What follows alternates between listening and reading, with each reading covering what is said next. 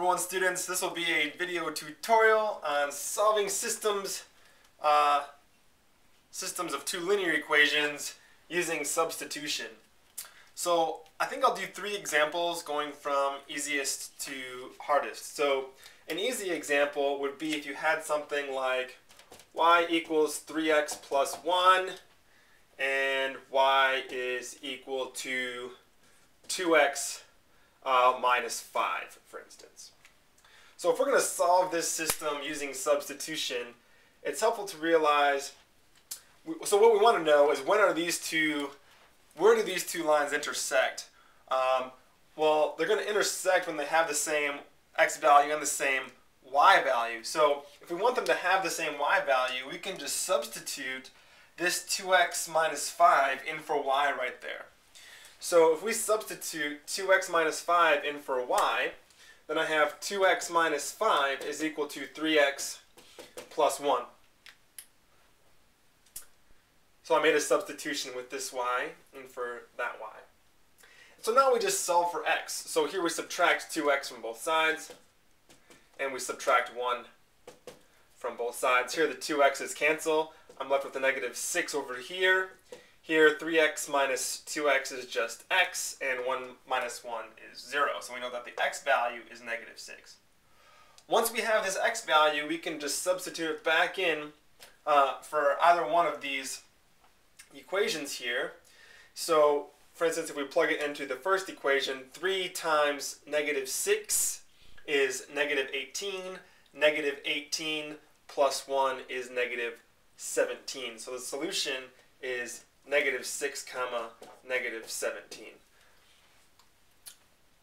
We could have also plugged it in for the second equation. 2 times negative 6 is negative 12. Negative 12 minus 5 is negative 17. So these two lines, they intersect at this point.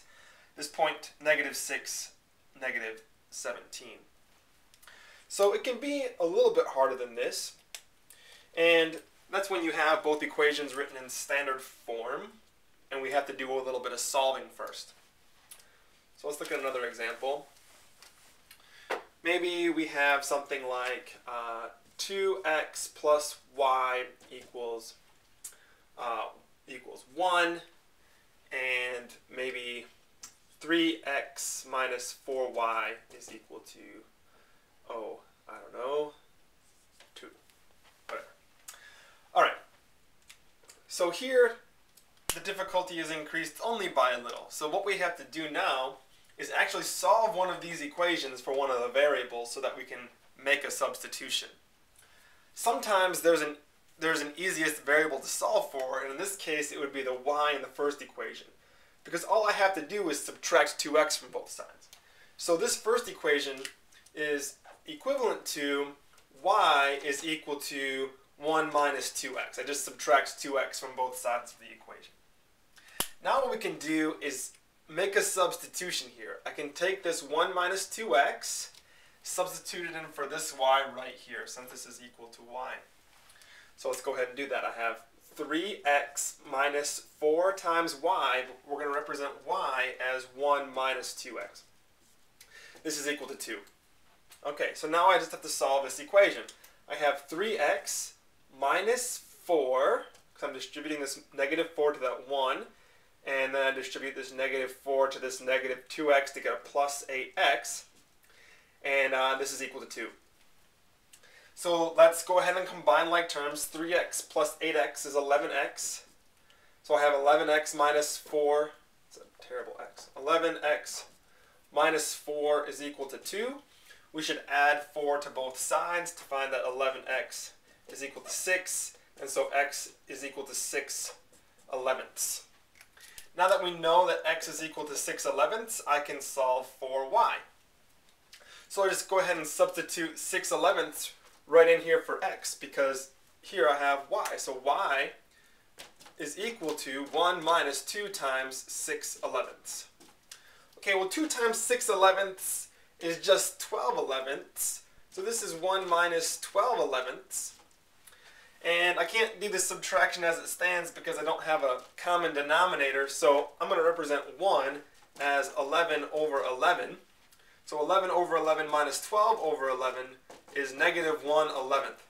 which means my solution is the point 6/11, comma, -1/11.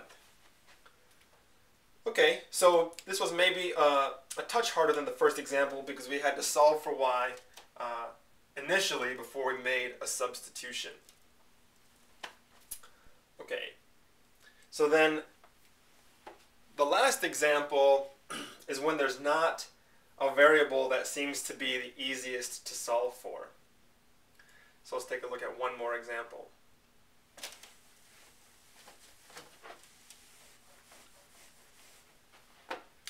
How about 2x minus 3y is equal to 6, and 4x plus 5y is equal to 20. Okay, good. So there's no variable in this system that stands alone. There's no variable in this system that has a coefficient of 1 or -1. So at this point we just have to pick one to solve for, and it doesn't really matter. So for no particular reason at all, I'll just solve for this x in the first equation. That's not to say that you can't solve for that y or the x in the second equation or the y in the second equation. You just have to pick one to solve for. And so I'll solve for x in this first equation. And so the first thing I'll do is add 3y to both sides. So I have 2x is equal to 6 plus 3y. And then I'll divide everything by 2. So I have x is equal to 3 plus 3/2 of y. So now I'm going to substitute this expression for x into x in the second equation. So I'm going to have 4 times x, but remember that x is 3 plus 3/2 of y. This is plus 5y, and this is equal to 20. Okay, so now we have successfully solved for a variable and made the substitution. So now I've got to just solve this equation for y. So I'll distribute 4 times 3 is 12.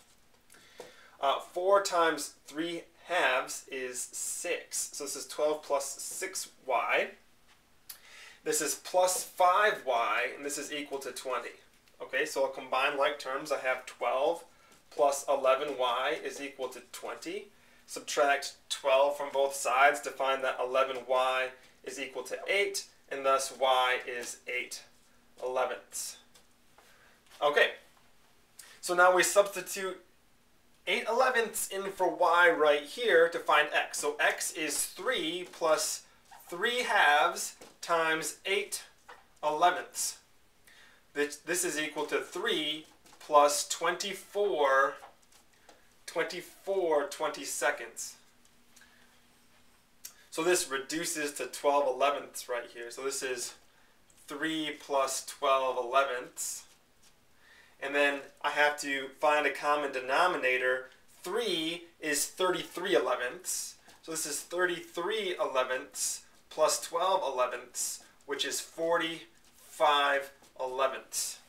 So my solution is the point 45/11, that's the x value, comma, the y value is 8/11.